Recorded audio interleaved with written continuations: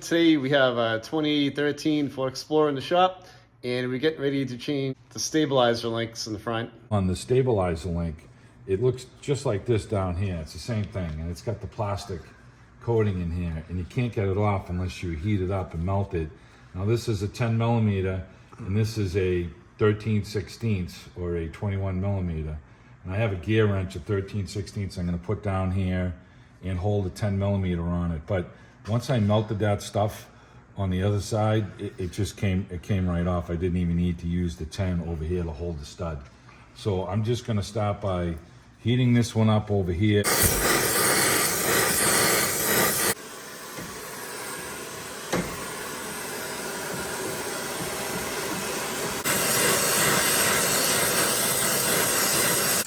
It's a 10 millimeter?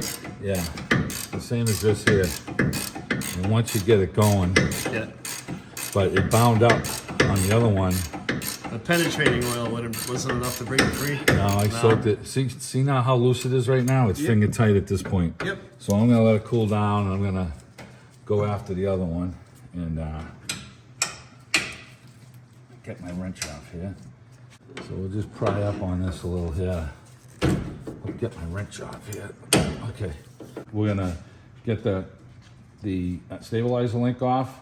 And if you're gonna change just the links, you're gonna have to heat it, like I said. We got a grease fitting that they're already self-threading, so gotta make sure you start them straight though.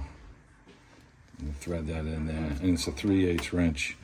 And like I said, walk over to the truck and make sure you got this thing set up right. So I'm gonna take a little black marker that I got, and we're gonna go line this up right now, and then we're gonna put a mark on the back side here. So this is gonna go in basically like this. So we want our grease fitting on this side, facing that way and this way. So let's go line these up.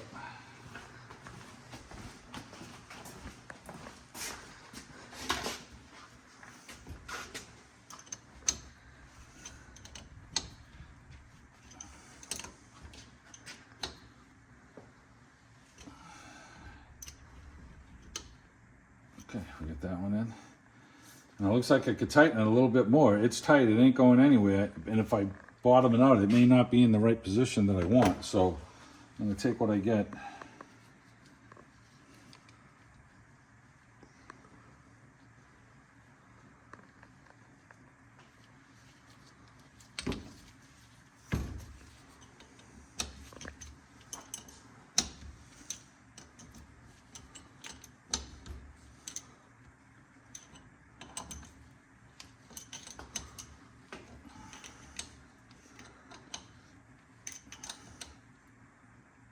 There you go. Okay, I think I'm gonna tighten this other one a little bit more. Go around one more time with it. Yeah.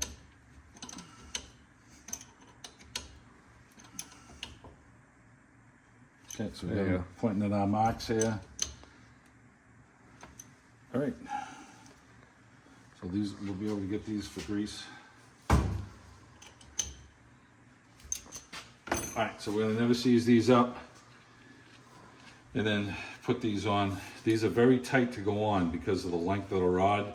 You're gonna have to put the bottom on, and then you're gonna have to pry the torsion bar down so that you can get this top one to go in.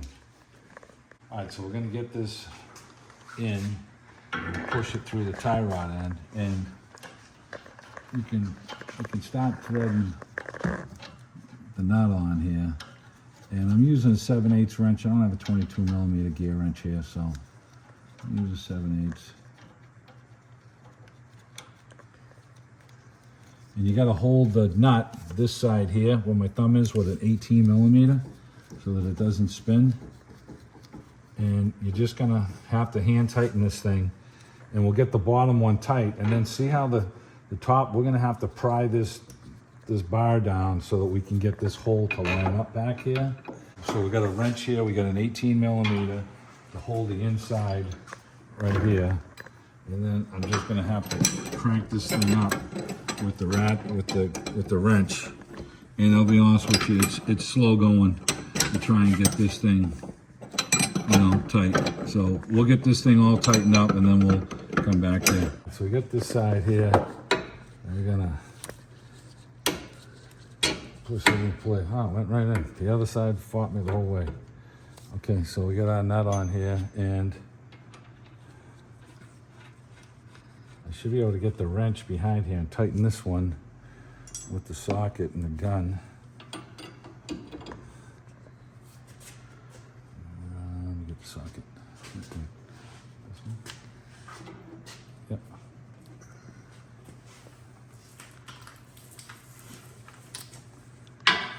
What size Got socket's the that? 18 and the 22. Okay.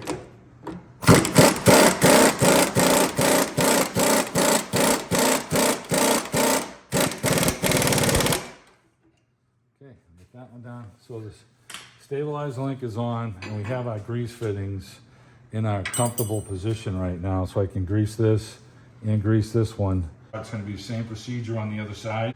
So once we grease this, we put the wheel on, we're all set. The other side's done the exact same way. Yep. Should always do the stuff in pairs. Yep.